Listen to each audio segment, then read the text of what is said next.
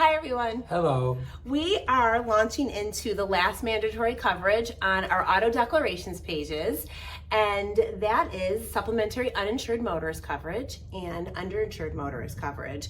And those two are very similar and they're mandated by the state. And why is that? Well, because it's providing you financial relief under your own policy if you're involved in an accident with an uninsured motorist or someone who's not carrying enough insurance.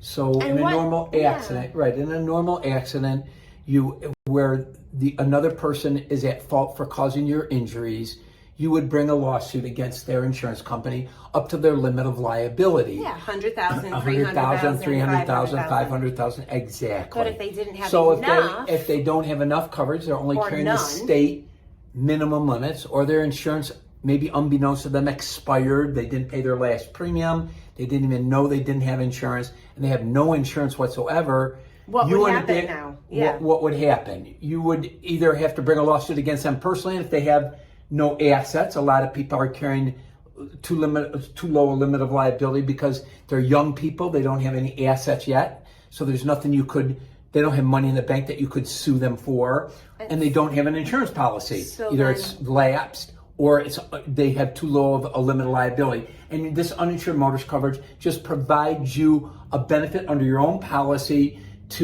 a financial benefit under your own policy up to the limit. To recover your medical bills, right, lost wages, pain and suffering, emotional distress. All those things have a monetary value, and your own policy would provide you the relief. And the state makes it mandatory that the insurance company offer this because they want people to be made whole. Yeah, and after an accident. And this is beyond your PIP coverage because that maybe wouldn't be enough if you were seriously That's just injured. your initial medical bills. The no-fault coverages that we discussed in a previous segment have nothing to do with pain and suffering. Right. They're just paying your hospital bills, your physical therapy bills, and other medically related bills, maybe time lost from work, and things like that. That is all covered under no-fault. And if you're going above that limit, if you're going above that limit, under the no-fault law, you do reserve the right to sue the other company if you're involved in pain and suffering.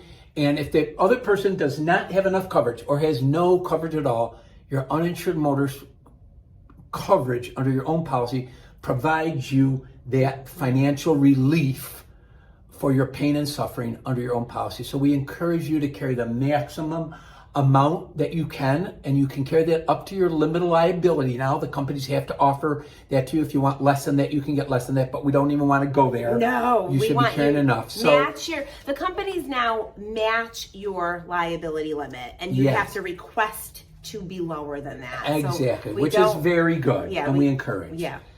So if you have any other questions about it, please give us a call or send us an email. Or check with your own agent, your own company. It's important coverage, and that's the last of our mandatory coverages. It is, and just quickly review your policy to make sure it's matching your bodily injury limits. Please make sure you have enough coverage. Yeah.